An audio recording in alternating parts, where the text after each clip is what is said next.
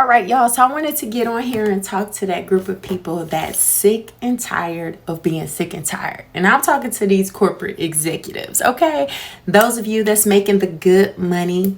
One thing when people used to tell me that, girl, you make good money. In my mind, I'm like, yeah, it's only good when the getting is good. Y'all know what I'm saying, right? So one of the things that I always understood when I worked in the corporate world, even when I was at the top executive position, earning six figures, sitting with the big wigs, riding in the private jets, sitting in the boardroom meetings, talking about multi-billion-dollar revenue plans and all of those things, you guys, I knew that I was still being overworked and underpaid. I knew that the check that I was getting was supposed to really be more than the check that I was getting. I mean, let's be real. How many of y'all have ever worked in a position, and you can go ahead and comment, I can relate, where the new hires were being tasked to work with you? They shadow you. They sit with you, right? The companies want you to help them onboard them, but your paycheck looked the same. Yet they wanted to duplicate you in their company because obviously you were a great asset. How about those of you who work where your bosses are getting paid more than you, but when they need answers to their questions, they come to you, but your check looked nothing like their check? See, on March 31st, 2016, when my corporate job decided that they were letting me go, I already made my mind up that that would be the last time someone would have the opportunity to lay me off.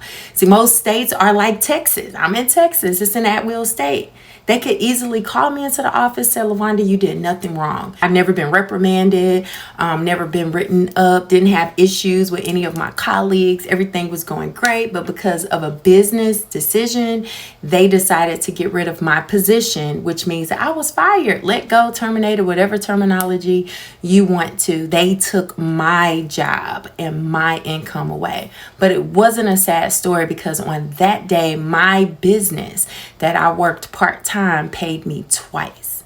See, the problem with most people is they'll wait until their back is up against the wall. They'll wait until their jobs are threatened or wait until their bosses disrespect them, when the reality is you got to be ready and stay ready because you never know when that day or that time is coming. I see so many posts on these apps that people are crying and they're upset and they're angry and they're giving all this and that of what the job did and what it didn't do and all of this. But the reality is you didn't do what you were supposed to do to prepare, right? That's an egg in your basket you can't control. You got to put some eggs in your basket that you can control. 2 weeks after being laid off from my corporate job, y'all, I didn't even think about filing for unemployment. But what I did do was pack my bag and go to the Bahamas, not once, but twice. And people were so confused because I announced on my social media that my plan B became my plan A. People literally watched me work my job with integrity, all right? And they also saw me part-time build my business. And over the 8.5 years, some of those same people that watched me go through that process have still been watching me and literally grow my income to over $250,000 a year. Still being my own boss, still calling my own shots. And I literally created a stable and consistent income outside of a job. It blows my mind when people turn their noses up against entrepreneurship. And one of the things they say is, oh, well, I keep a job for consistency. What happens when you lose it? How consistent is that? My income has consistently grown every single month since I got into this business in November of 2015. In corporate, my raises didn't come but once a year. Once a year, I could increase my income. Once a year, there was a performance evaluation. And in fact, the company that last laid me off, we hadn't had a performance evaluation in 2 years because I did what I was supposed to do, but the company didn't generate the income or the money or meet the numbers and budget they were supposed to meet. But yet I was still penalized for it. To this day, there are companies that I had worked for that still making money, still leveraging things that I gave to those businesses that they're making money from, and they cut me off. So I'm so excited that I learned the power of leveraged and residual income. In my business, I am still getting paid from business that I did one time back in 2015, and residually I'm paid over and over again. Leverage and passive income, a blessing.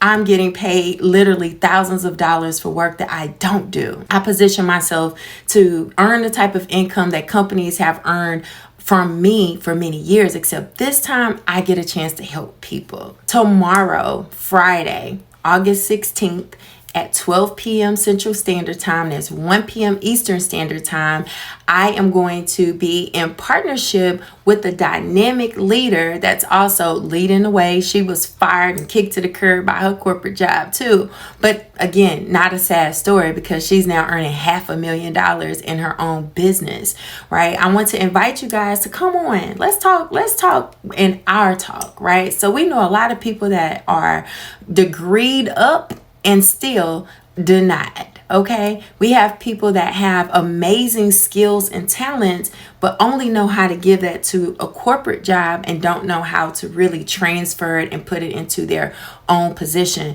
Some of you have to play dumb, right? You have to play small, because if you do it too big, you also can lose your job. And we want to show you how you could be as big as you want. You could play at large, right? And earn the check that you deserve to earn. But I want to really show you guys the blueprint of how you don't have to settle for the pennies that another boss can tell you, but you can literally unlock unlimited income. And we're talking about 8 streams of income that are available to you. So y'all, do me a huge favor. Go ahead and set your alarms. I want to see you guys at onlinetravelwebinar.com at 12 p.m. Central Standard Time, 1 p.m. Eastern Time tomorrow. Bring your corporate friends, okay? If you're sick and tired of being sick and tired and that paycheck ain't paychecking, you need to be there. See y'all.